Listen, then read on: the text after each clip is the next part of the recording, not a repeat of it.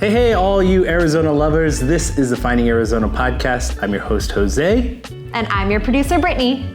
And here at Finding Arizona podcast, we collect the local stories of all entrepreneurs and from around the valley. So join us at findingarizonapodcast.com, where you can hear every episode and see it as well at YouTube. Like, subscribe, and comment below who you want to see next on our show. And when you're ready to start your podcast, you found the right spot. Found House, your next podcast production company. Now, let's get back to the show.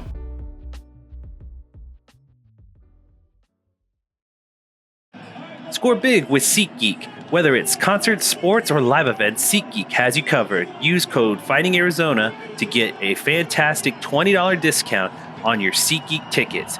Catch your favorite live events hassle-free with extra savings. Visit SeatGeek.com and make every experience unforgettable.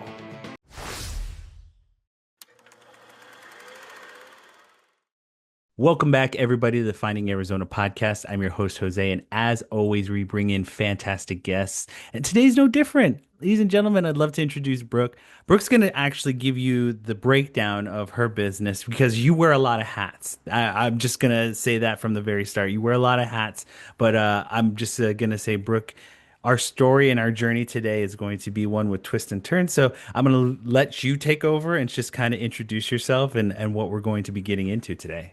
Yeah, of course. Thank you for having me here. Yeah. I'm Brooke Deanne.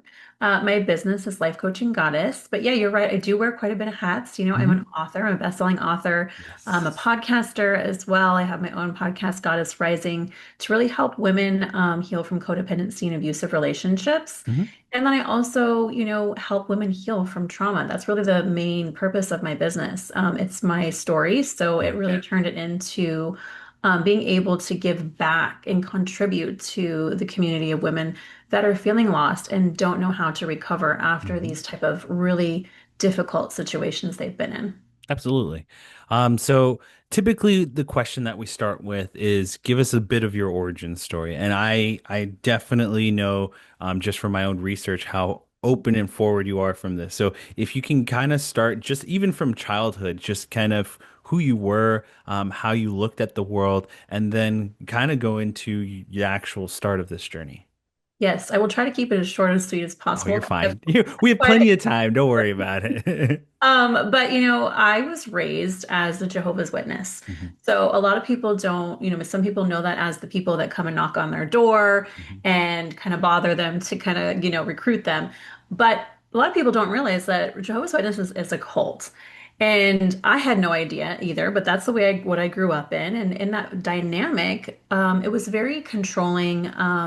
Women were really suppressed, but I also felt that in my childhood, being raised by a father that was very, very narcissistic, very controlling, very emotionally dysregulated. And at the drop of a hat, I never knew when he was going to blow, basically. Yeah. And so it was very tumultuous as a child to kind of grow up in that environment. I felt like I had to be the perfect little girl in order to be loved and accepted by my father. Absolutely. And my mother was kind of just, she was there, but she was just also this abused woman that really wasn't emotionally able to connect with me either. So it was such a weird dynamic growing up in that religion, for one, and then also being in a very toxic, dysfunctional family and not really understanding that was what I was really trying to survive. Yeah. So that really led me to obviously get trapped in those type of relationships. So I got married really young when I was 18 years old because in the religion, that's basically what you do because you can't before marriage. And I got trapped in an abusive relationship for 17 years because I didn't know any different. My nervous system didn't know any different. I had no idea that I was even being abused, even though I was domestic violence, emotional abuse, verbal abuse, all of the things that were happening. I just didn't understand it. And so in 2017, that is when my then husband figured out that we were actually even in a cult. He came to me and told me. And that was, man, that was a big one. I didn't really believe him at first. I actually did what I was trained to do. I told him that he actually was completely wrong and he's been possessed by the demons, or, that's kind of what you're trained to believe when someone comes and tells you it's a lie. And then he started to kind of like just dropping little seeds of doubt for me. And I did my Hmm. own research. And then I was like, oof, mind blown. I had no idea that this is Yeah. what I've been in. And that's when I decided to leave the marriage and the religion at the same time. Was so I just from the standpoint of, you're indoctrinated with, your family being what it was when you were growing up, and then you start to build essentially these mechanisms of like things that you recall in response, essentially the same things where someone would call in response the doubt of what you believe in, and your body would react naturally. Was there ever any point where you questioned as a child or questioned as a teenager, before marriage, anything like that? Or was that just kind of like out of mind? Absolutely not. So, yes, actually, I did. There were times actually when I was a young little girl, I would ask my dad. There was things I didn't understand about the doctrine. One, I don't know how much you know about the doctrine, but Mhm. we're taught that Armageddon will come, God will destroy the whole entire earth, and that if we're faithful, if we are Jehovah's Witnesses and we're baptized in the religion and we're faithful to the end, God is going to let us live in a paradise on earth. Yeah. And so I always questioned that because I was like, I would ask my dad, I'm like, I really don't understand this thing. Like, so everybody Mhm. else is going to die, and then maybe or maybe not, I'm going to make it in. And so as a little girl, as a little girl, it was terrifying. Like I lived, Yeah. honestly, I mean, it's such a fear-based, doomsday religion. And as a little girl, I would have Armageddon dreams because I would have this reoccurring Yeah. dream. I'd wake up with sweating, and I would realize that my parents made it into the paradise and I died. Mm. Or it'd be opposite. I made it in and they died and I was all alone. And that was just terrifying as a little girl because Yeah. I can what is going to imagine. yeah, I had no idea. So yeah, I questioned a lot of those Mhm. things, but it was always shut down. It Okay. was always you got to trust in Jehovah. You got to Mhm. trust in the religious leaders. And Sure. so anytime any of my own intuition kind of came to the surface, it was just immediately told no. Like Yeah. you need to obey. Yeah. So moving forward, when the actual time came where you understood what was actually happening, and at the same time, the understanding of like the abusive relationship that you were in, I can't imagine, the fact that he kind of brought doubt into your world, but also at the same time, you guys are fighting, or you're kind of like bickering back and forth. Like, there's a level of like, w- were you both in agreement that the separation was necessary? Was it communal between the two of you, or was there kind of, you know, uh, please don't go, or like let's figure something out situation for you two? For my marriage, yes. Yeah. Like there was definitely. We were so codependent. I had no idea it was very trauma bonded. Hmm. And there were that push and pull, like, no, let's try to stay, let's try to, figure things out. But at the same time, I kind of had an awakening to see, okay, one, I'm in a cult. Yeah. One, this doesn't resonate for me anymore. Yeah. And then I also to kind of have awakened to the fact that had been in a narcissistic abusive relationship. Hmm. And I didn't even like, I know that sounds so silly and so crazy to a lot of people, but I'm like, I had even no idea what narcissistic abuse was like. And so Okay. Yeah. I had found a friend that was very similar to my partner. And I was like, something's not right here. And I started to kind of listen to the intuition of like doing some research. And then I realized, oh my Hmm. God, it's because realistically, she's narcissistic and she's trying to Yeah. control me and I then was like, oh my God, I'm in the same type of relationship. And I've Hmm. been doing this for so long. And no wonder like everything in my body was screaming to like pay attention, like this is making you sick. This is not okay. Yeah. But it was the ability of knowing that even though as much as I wanted to hold on to the relationship, I needed to let it go because it was toxic for me and we were hurting each other. And that was when I just said, I can't look back. I'm Mhm. ready to just move on fully. And that Yeah. was really a loss of identity. Like I had no belief system. I Mhm. had like losing my whole reality in one fell swoop. Yeah.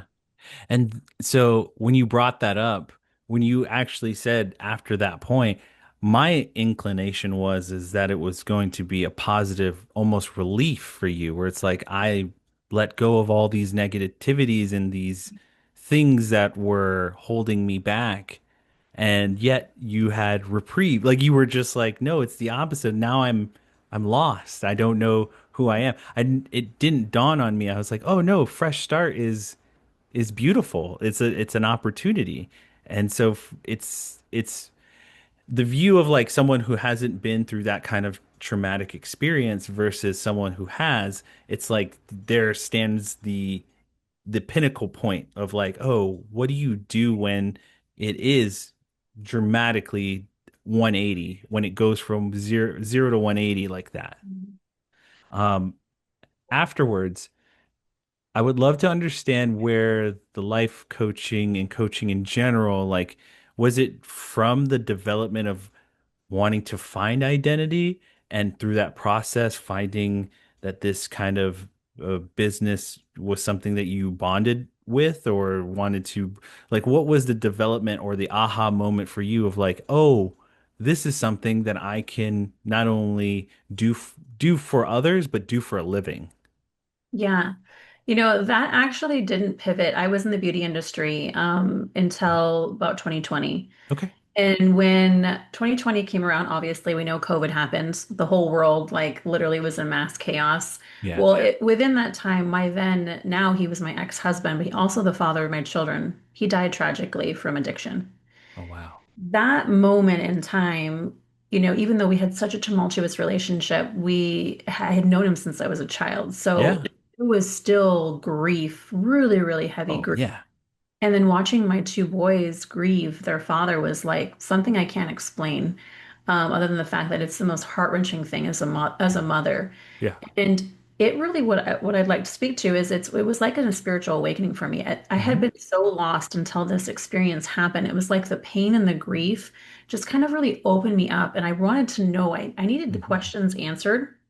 And in that space, I had been in traditional talk therapy for several years. I was still trying to struggle and find myself after so much, navigating so much. Yeah. And it was not working for me. Hmm. And so when this kind of cracked me open, I was like, there has to be more to life. There has to be more for me here. I don't feel like I'm living my purpose. Yeah. And that's when I decided to try different modalities, healing modalities. And Yeah. Then. one of them was this rapid transformational therapy. Mhm. And that helped me so much. I was diagnosed with complex PTSD, in 2017 after leaving the relationship and the religion.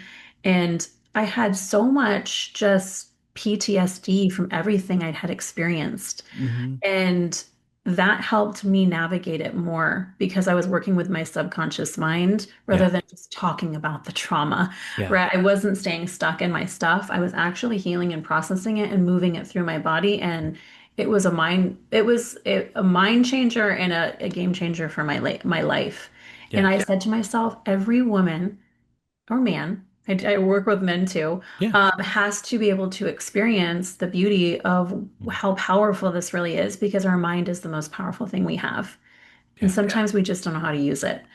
And so that's why I decided, you know what, I'm going to go back to school. I am Mhm. going to be trauma informed. I'm going to go and do all this schooling. And I'm so glad that I did. And that's when I really launched my business. And For it's sure. been, going ever since.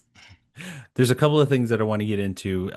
The fact that you, again, you, and I'm bringing up the fact that we talk about this at the beginning of like these twists and turns. You go from, you know, being in the church and having this indoctrination of ideas and just thoughts and processes, and your body now starts to form into that.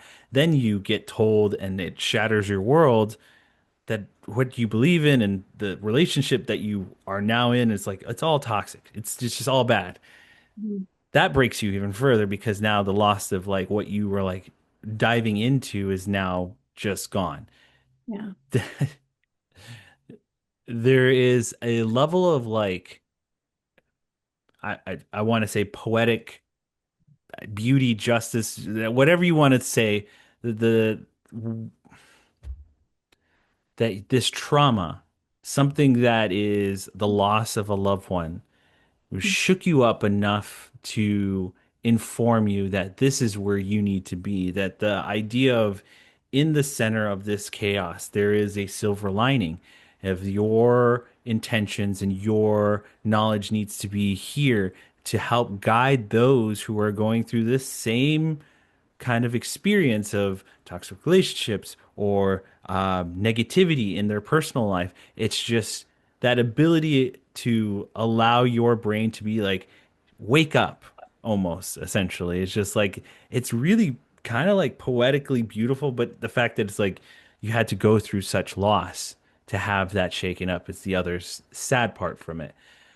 I don't know if you've ever looked back on it until this very moment like that, but I would hope the something in your life will show you, or at least in this conversation, that that is something that I find interesting and beautiful because, in particular, with our podcast, I like to ask this kind of chronological questioning because for me, I usually pick up something along the way, whether that's in the very beginning because your childhood, represents a lot of what you've been through and kind of seek out throughout your adulthood. Or it's something like this where it's very traumatic. We've had a couple of episodes, in particular, people who are in the field of trauma and recovery.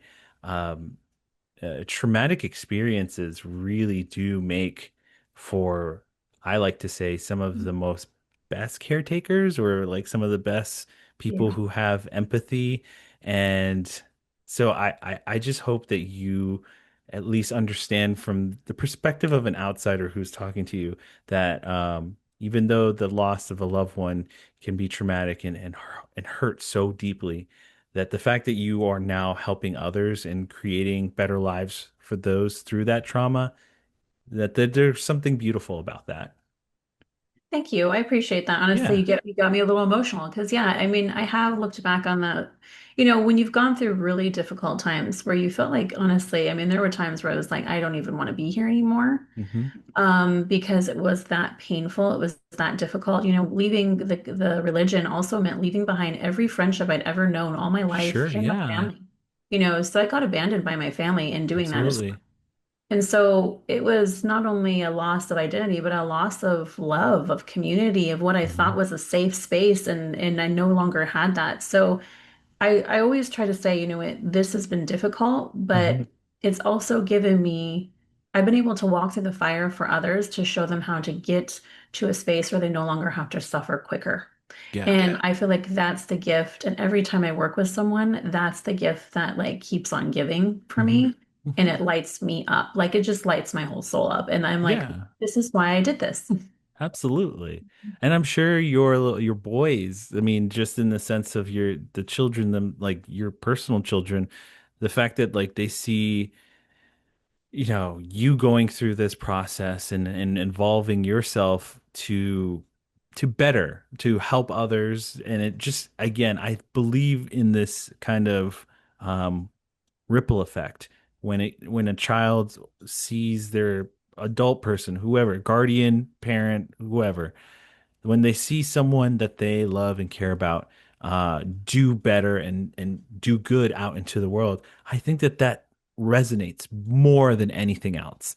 That they want to at least compel themselves to try and seek that opportunity, whether it's like through whatever they do in their life. Uh, I think that there's a kernel of like, yeah, I saw my guardian, parent, whoever at the time do this significant, beautiful thing, and I want to try and meet that same standard, so to speak.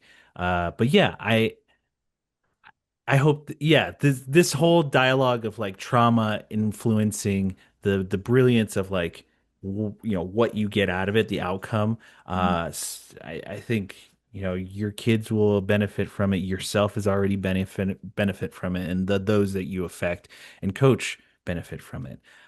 I like to just kind of move forward into where you were kind of going through the process of educating yourself.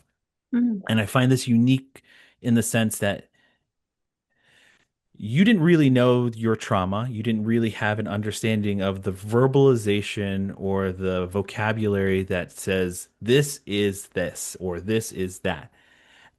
And when you actually start to understand the vocabulary, you yourself are kind of essentially healing through the process of education, which I find very beautiful in the process of it, but I also find very scary or intriguing in the sense of like, was it clicking to you as soon as you started educating yourself on this trauma, and understanding what it entails?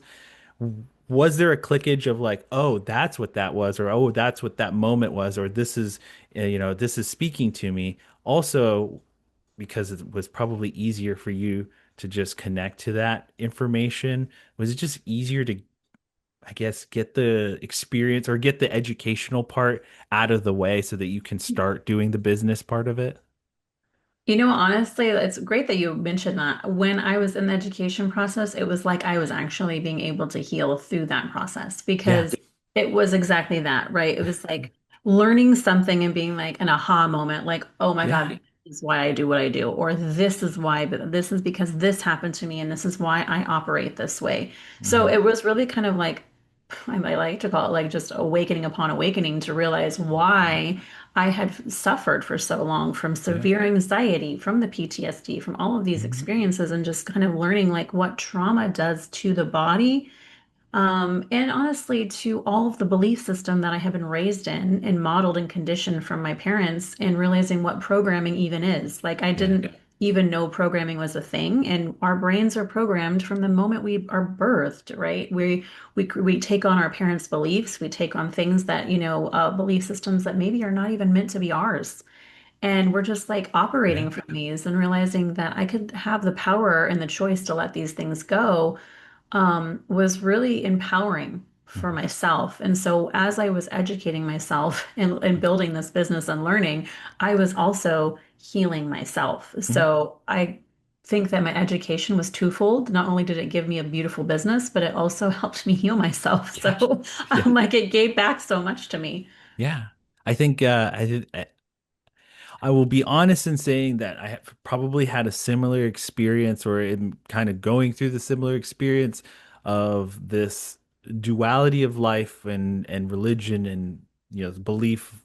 And for me, it stems from my mother being Native American and having a tribe that is very deeply enriched with culture and ceremony and just overall just like this kind of ideologies of a religion, and but it's practice like throughout, like it's essentially a religion because it's practiced throughout the years. Different things take part throughout the years and you constantly are doing different things. So I grew up, I guess I would say I would say that I grew up, religion, going to church with my mom and going into like the Seventh-day Adventist style of teaching. And then, as you're learning and as you're being a kid, you start to, understand history. You pick up books, you pick up readings, and you start to question, well, if this is because of this or that, why are people hurting other people? And you just start to really kind of put yourself at an arm's length away. You start to question, oh, wait, I don't feel the same way as you do about that subject. All of those things start to pop up throughout my life. And then I move uh, away from the city and back to the reservation. And that was a very specific time in my life. I was preteen, between 12 and 13, and lost a lot of, friends. And I'm all saying this just to say that learning through my experience and going through the process of, this world and then being transitioned into this other really different lifestyle, like different beliefs, different culture. It really made me question a lot of things. And I remember having this dialogue with my mom and tears running down my eyes with her. I'm like, I don't know what I believe. I question everything. I don't want to say that I believe this more than that. I don't know. And she understood that because I didn't realize it didn't peg in my head. She took me to church all those times when I was a kid because she was questioning herself, or she didn't, she was still exploring as well. She was young and just as much of like, I don't know what's the world, I've been stuck on the reservation for my entirety of my childhood. So it's like, I don't know what the world offers. So she was trying to provide me that opportunity. So now as I'm an adult and I have my own child, I now try my best to like the idea of programming. Um, I want my son to be curious, and curiosity always gave me a benefit or a leg up in the sense of like, because I question, I always wanted to learn. And because I learned, I was always able to be more empathetic to a diversity of group bigger than myself. And I think that that really gave me an opportunity in different world, ways that I can't explain, but uh, I want my son to be curious about life and the programming. Hopefully, overall, in my sense, is like question why, but let's explore. If you do have a question, let's explore together. Like, I'm not afraid to, if you want to go to a synagogue and ask a question, I'll go in with you. Or if you want to go into a mosque and just sit down and maybe ask another question, that's fine. Let's do it together because I'd rather have the same answer as you and be on the same page than us fight and question everything together. Wow, that's really, really powerful. I love that you shared that because I went very much through the same thing because it was like not going from feeling like one, I've been betrayed by the belief system that I Mm. had, been in my life for 36 years, right? I Yeah. was like questioning everything. And then what do I want to believe, right? There was a lot of emotion to it. I was, Mhm. begging for answers. And I hope this is okay to share on the show, but I Mhm. sat on a psychedelic assisted therapy session. Yeah. And I did went in with the intention was to understand my religious programming, but also to get like an answer because I felt Yeah. so lost. Like I wanted to know, what am I here for? Hmm. Is there a God? What's going on? Yeah. And in that session, what I got from it, which was really beautiful, honestly, it brought me to tears, was the medicine said to me, what if you didn't have to have all the answers? You know, Hmm. what if you didn't have to have all the answers? And then it kind of really showed this beautiful theme between um, all like belief systems. Hmm. There's always like this common thread, right, between all of the belief systems, but yet we want to be separated. Like we want to say my belief is better than yours, or Yeah. Yeah. I know what's right and you know and you're wrong, right? Like that's our ego that really speaks from this space. Hmm. And what if we just didn't have to have all the answers? And what if we could just resonate with what resonated with us and we Yeah. could just by being curious, like you said, just believe what feels good to us and what works for us to make us feel safe on this planet, to make us feel safe in community, and to be able to honestly accept everyone's beliefs and not judge them. Because I think that's what keeps us, like, as you said, is like where we fight with other people because we think our belief is better than theirs. And our life would be so much simpler as humans if we could just come to this space and be like, you know what? It doesn't matter what you believe. I can still love you for who you are. Absolutely. I think you are hitting it right on the head with everything that you're bringing to the table because again, I know from the bottom of my heart, I am not perfect. I'm not the smartest man. I am not the most, like anything you could put it. I'm not that person. And I know my frailties. I know that I'm imperfect.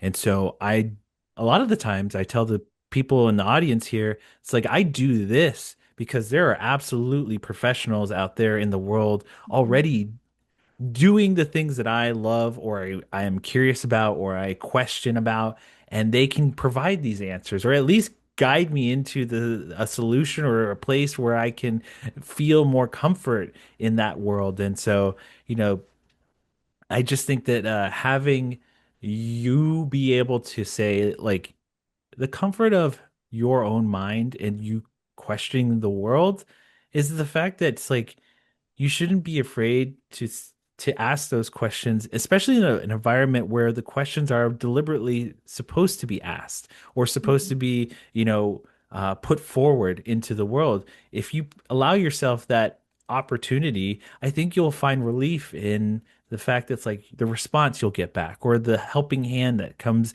and guides you to the right answer. So as we kind of progress along, I love to just get into the weeds with you. In particular, with this, you went into writing a book.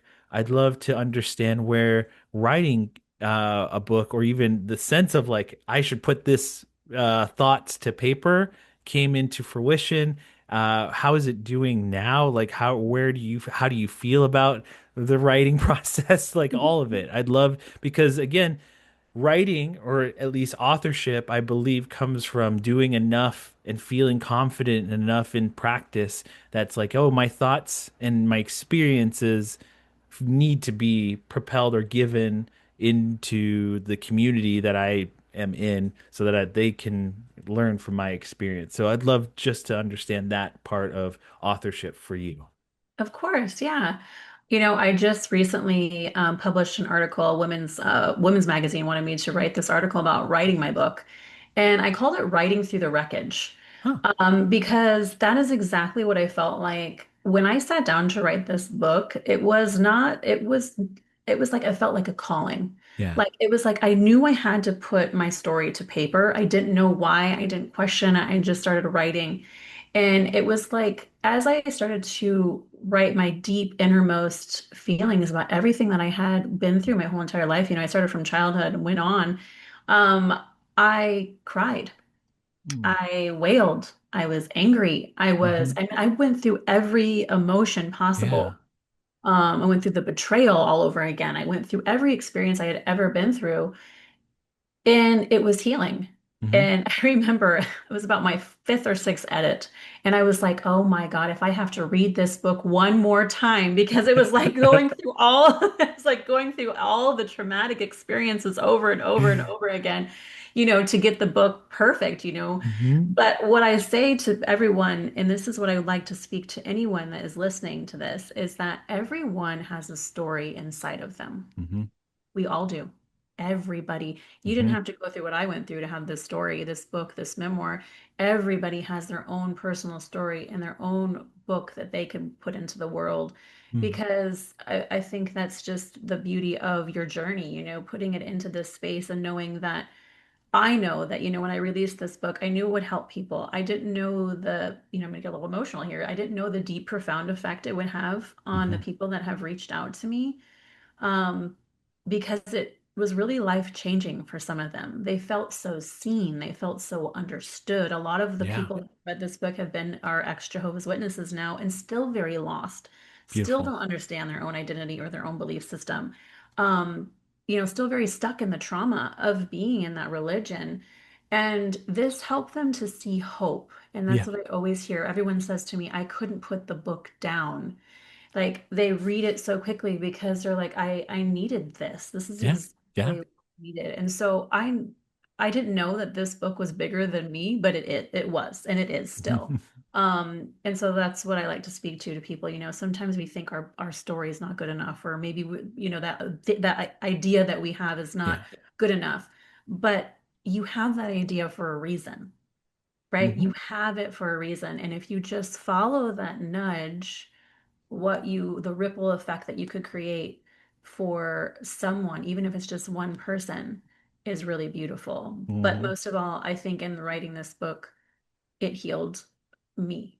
Yeah. Um, and that's what was really, really profound for me. I'm actually currently writing my next children's book and Nice. my second book. So yeah, writing is definitely a passion of mine. I will continue to do it. I Great. write weekly, so it's very Yeah. it's cathartic. Oh, absolutely. I was just about to bring this up. There's a couple of things I want to bring up. The fact that it's the catharsis of actually, you know, so you brought up the editorial process of like having to reread it and then trying to like perfect it, and the fact that it's about the individual traumas of your life, and the fact that you have to like editorialized to the point of like it needs to be perfect. It needs to be the right amount of scary. Like, you know what I mean? It's like it needs to be the right amount of, whatever it is for you to feel comfortable to release it to the world, to the audience. And this analogy came into my head as you were speaking. It's like the painter. The painter's obsessed with getting the image off of their brain into the canvas, but they have to go through the turmoil of like, the every stroke, every piece of color that goes on there, it has to have a purpose, or it has to have meaning. It has to have something that's why the artist likes to finalize it the way it is.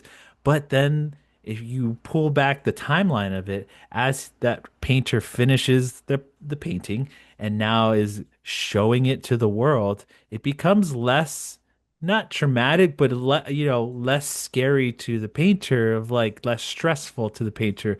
It's now open to the world's interpretation. It's not the idea of like it's still there in the world, and you can look at it, you can put it in a museum, you can, marvel at it or whatever it may be, but it won't be as traumatic as when you were doing the actual writing of it. And so I don't know, there was that idea, that analogy in my head just kind of like popping up as you were speaking about the process. But the other thing I wanted to bring up, and the the words that you spoke, where it's like everyone has a story to tell, is exactly what my grandfather, who is a big part of why I did this podcast, always told me. He's like, there are, you have to give yourself a chance to speak to people, and give them the opportunity to give their story, because every person has it may take longer to pull it out. It may take years. You may be friends with them for years before you hear the story, but it's important to give them the attention, because or you will lose that story forever, for eternity. It's lost. I love that, because again, the traumatic things that you go through build the foundation of who you are. So for me, I want to be the person or the builder who says, look, this is scary for you, but I hope that you know that I'm doing this to be a builder, so that you can build something nicer on top of the scariness. And overall, my grandfather was a big influence, and the fact that he taught me early on in age that these stories are vital and to cherish them, I think really does go to saying all of this is that I am a story collector. I love I I am a podcaster, but I think more than not, at the end of the day, I'm a story collector. And I'd rather take that moniker and run with that, rather than just saying, "Hey, I'm a podcaster." I love that. Thank you for sharing that. That's Yeah. beautiful. Yeah, because it is really important. Um, I think we learn through story. It's been proven through time, Oh right? Why do yeah. we have history books, right? We Oh, learn through before time, before history was written, it was spoken. And no matter how much we can deny it, the words, or even like how we communicate with each other, it's like you go back to caveman age. It's just we've developed into these beings that need to have this way of, I don't know, connecting. And it's something about the process of communicating through verbal dialogue or some kind of thing. It's it's again, it's like these words are important. We have to collect the ones that are just so beautiful and so important to the individual, because I just it's like losing a book from a library. It's so sad to me. And it seems only fair too. Everyone has some story, whether it's good, bad, happy, sad. It means like it means everything to them. They're so like you can see it in their faces when they tell it. It's so different. It's either they're so relaxed and they love telling it, or they're excited. It's all these things that for me as a podcaster, it's like I know it when it happens because I can feel the vibrations or just something about their demeanor just changes. And it's so great because I get so excited for them because they have it locked in, and now we captured it. You'll forever have it, and it will forever be, solidified as this moment, and you can keep it and look at it forever. To me, like that's more exciting than anything else, is like you can have this legacy built on this story, and you can share it with your loved ones, with the future loved ones. Like it is this legacy piece that you've now collected in this moment of a video clip that you can just share for eternity. Oh, I love that. You can see that lights you up, right? Yeah, Yeah, you can yeah, always see like when you're in your genius, right? Or when you're in your uh beautiful zone of knowing what your purpose is and what you've come here to do. It's like it just makes you feel really alive. And that's where yeah, I am when I'm writing. That's where I yeah. am when I'm expressing through that form, because I think that that's how we learn. I think that's Hmm. also been, social media is great and everything, but like, what do we used to do? We used to sit down and we used to read, and that's how we learned, right? Yeah, But now we just like watch a reel and we're just like, yeah, yeah. we're scrolling this way, which is fine and good, but it takes away from that beautiful art form of just sitting down and reading something that someone has written to pass on wisdom. Mhm. So as we kind of reach towards the end of our dialogue and the end of our concluding conversation, I typically like to look towards the future. One, for goal setting, whether that's, your personal goals or your business goals. But I also like to introduce kind of like what is exciting for you, whether it's, your actual what you do for your business, or it's like your actual practice, your practitioner side of like, here's something. I find AI and the technology world now becoming more inclusive in the workspace, but that will affect mental space.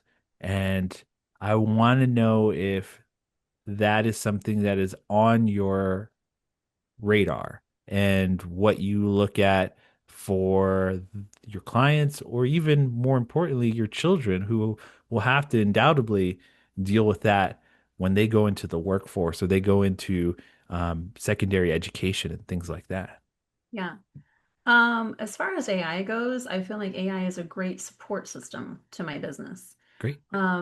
I don't use it often, but what I Mhm. do use it is, which is really powerful. All of my client notes I throw into AI, Mhm. and AI actually gives me journaling prompts for them, or things so that every session that they've Nice. had, like, so there's some powerful things that Yeah. AI can do with the business. So it's not like you're having to like do so much output.